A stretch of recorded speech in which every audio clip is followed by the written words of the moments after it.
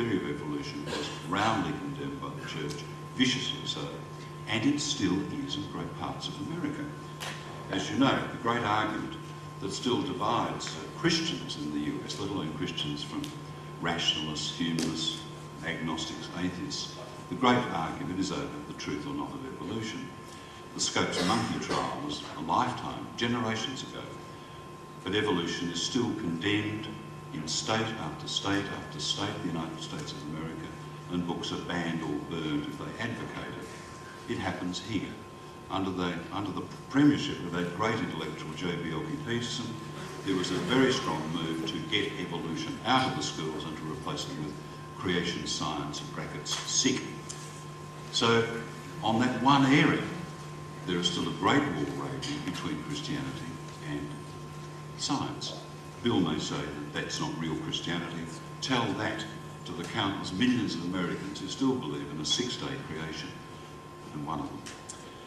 So we have a world in which, and then there are other, one of my favourite stories about science and Christianity is when Benjamin Franklin, who invents the public library and indeed the United States of America, does some experiments with a kite and a key, and I'm sure you know about this, and he discovers how lightning works. He then produces one of the very few products from science, which is the lightning conductor. That is, a scientific discovery becomes a product you can purchase. At that time in the United States of America, lightning was knocking off on a regular and very expensive basis with three categories of tallest buildings. They were churches, barns and town halls. When he demonstrates the efficacy of his lightning conductor, instantly it's a roaring success, and the town halls and the barns of America are protected. But the churches were slow to adopt it. They thought this was wrong. You know, if God wanted to protect them, he'd protect them. He wouldn't, need an invention to keep the churches safe. And so for a couple of generations, the one tall category of tall building in America that continued to burn down was, because of religious bigotry, the church. My dearest friend is Barry Owen Jones, who I'm sure many of you know as being formidably intelligent, and he was for a while Minister for Science. When I put it to Barry that there is this immense conflict between science, which and Bill acknowledges, is based on observable, demonstrated rules, which is based on laws of physics. When science is confronted, as it is at my school when I was a kid, by religious instruction classes which said, yes, but Jesus walked on water, yes, but he rose from the dead and was resurrected, yes, he could do conjuring tricks with loaves and fishes. When this was given to me, I'd get giddy trying to work it out. How could I live in one world where one category of teacher was telling me that there were facts and laws and principles that made life on this earth possible, whereas in another class I was being given this topsy-turvy Alice in Wonderland, Monty Python world of the so-called miracle. When I put this to Barry, Barry says, I know. He says, I have the same conflict, but I separate them into different lobes of my brain. I have a lobe for science and a lobe for faith. Well, I don't think that sort of works too well, and I'd like to quote to you a few words of Freeman J. Dyson, the English-born physicist, who these days is Professor of Physics Emeritus at Princeton.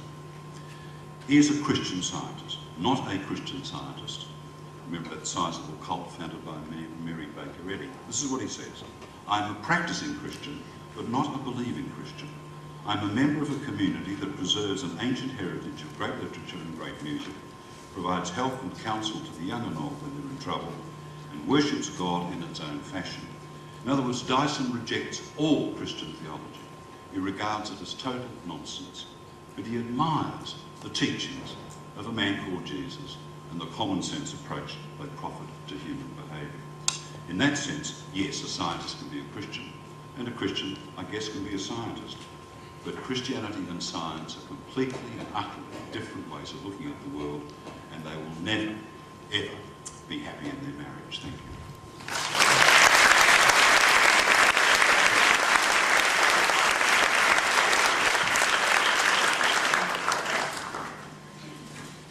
Well, ladies and gentlemen, I think you'll agree that we have the potential here for a very interesting discussion where there'll be considerable clash between the two speakers.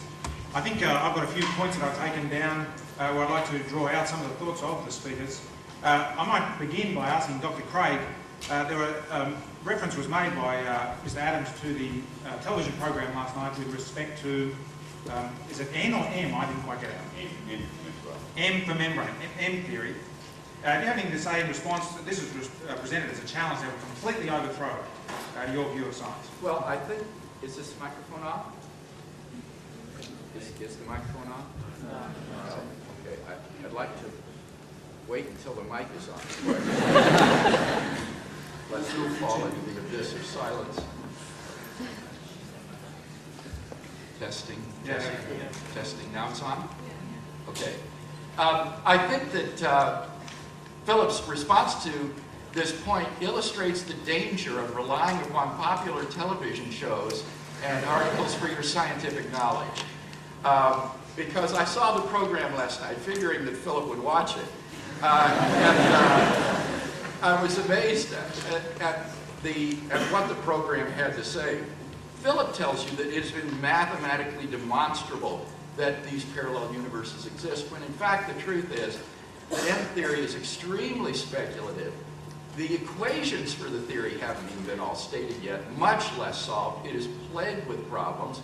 And moreover, these theories do not necessarily obviate the need for a beginning of the universe. It's only models like the Steinhart-Turok model, it's called a cyclic ekpyrotic model, that tries to avert the beginning of the universe. Now, Wednesday night, I'm going to be giving a talk in which I deal with this at more length at St. Barnabas Church on Broadway, and I'd invite you to come to that.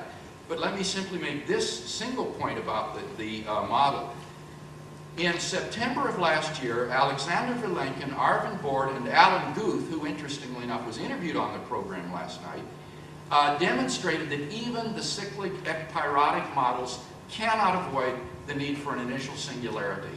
They have been able to generalize their results on chaotic inflationary models to show that even these higher dimensional models must be past incomplete and therefore involve the beginning of the universe. So the fact is that when you know the scientific literature, you find out that these models in fact haven't avoided the beginning predicted in the standard model. Philip, a response?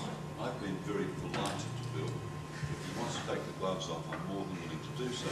You have no right to insult me and my alleged lack of scientific knowledge. I don't claim, the way you do in your hollow act, to be able to speak, I'm sorry, with all of this stuff. But I would remind you, sir, I have done 12 television shows with Paul Day himself. And I've done 2 Can we just keep it at the topic? No, this is the topic. I've been insulted. I demand a right to reply. So stop that. And the other thing is that if membrane theory is correct, you're absolutely and utterly wrong, and you are clinging, as you frequently do in our discussions, to outmoded notions. Let me remind you that last week you suggested that life is not going to occur all over the universe, or rather you expressed a shy hope that it wouldn't. You preferred a universe in which we were still the species.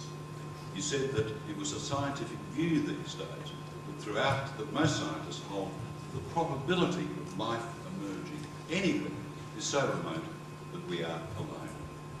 That is total and utter nonsense, and you've got to stop telling fibs. I believe that they're against one of the laws of your church.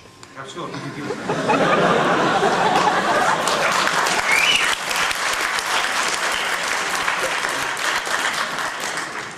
Dr. Craig, have you been telling fibs? No. Now, the way you tell who's telling you fibs or not is by who can document their sources.